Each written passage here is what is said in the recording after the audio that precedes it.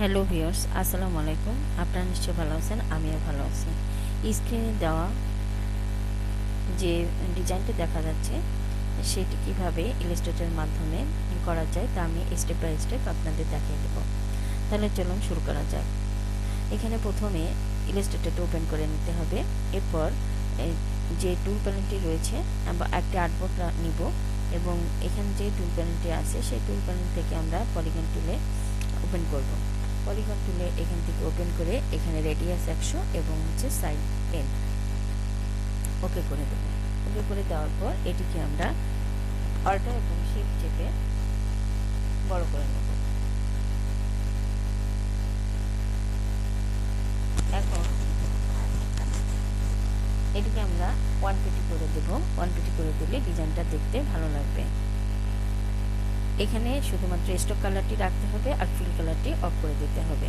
এবার আবার আমরা টুল প্যানেলে গিয়ে এখান থেকে যে লাইন সেগমেন্ট টুল আছে ওটিকে সিলেক্ট করে তারপর একটি একটি করে লাইন আমরা আমি এখানে টেনে নিচ্ছি।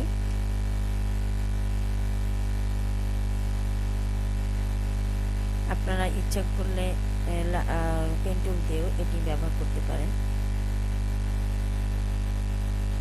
যে কোনো একটি কালার সিলেক্ট করে নিতে হবে।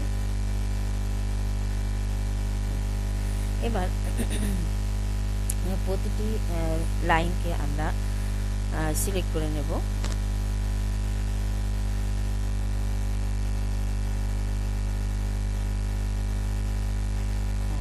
সিলেক্ট করে নেওয়ার পর আমরা এটিকে একটু বড় করে নেব, অল্টার এবং শিফট চেপে বড় করে নিলাম। এরপরে আমাদের যে পলিগনটা আছে ওইটাকে সিলেক্ট করে আমরা মেনু বার থেকে ইফেক্টে চলে যাব। চলে যেয়ে ডিস্টর্ট অ্যান্ড ট্রান্সফর্ম, ওখান থেকে পকার অ্যান্ড বোল্ড, এখান থেকে আমরা মাইনাস করে দেবো -6 করে ওকে করে দেব। তারপরে এটিকে সিলেক্ট করে এটিকে কপি করে পেস্ট করে নিতে হবে। Ctrl+C দিয়ে কপি করলাম, Ctrl+F।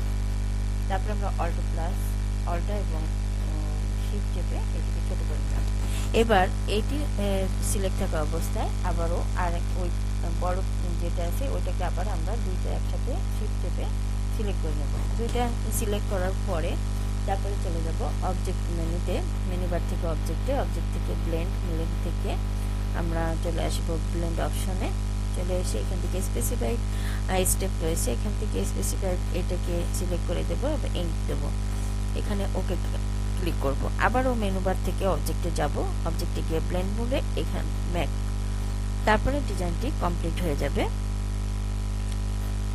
এই ডিজাইনগুলো সাধারণত ব্যাকগ্রাউন্ডে বা আপনার শেপে বা বিভিন্ন ধরনের শেপ ব্যবহার করার জন্য এই ধরনের ডিজাইনগুলো করা হয়, বা ব্যাকগ্রাউন্ডে ব্যবহার করা যায়, প্যাটার্ন ব্যবহার করা যায়, বিভিন্ন স্থানে এগুলো আমরা ব্যবহার করতে পারি। তো আজকে এ পর্যন্তই। আপনারা সবাই ভালো থাকবেন, সুস্থ থাকবেন। আল্লাহ হাফেজ।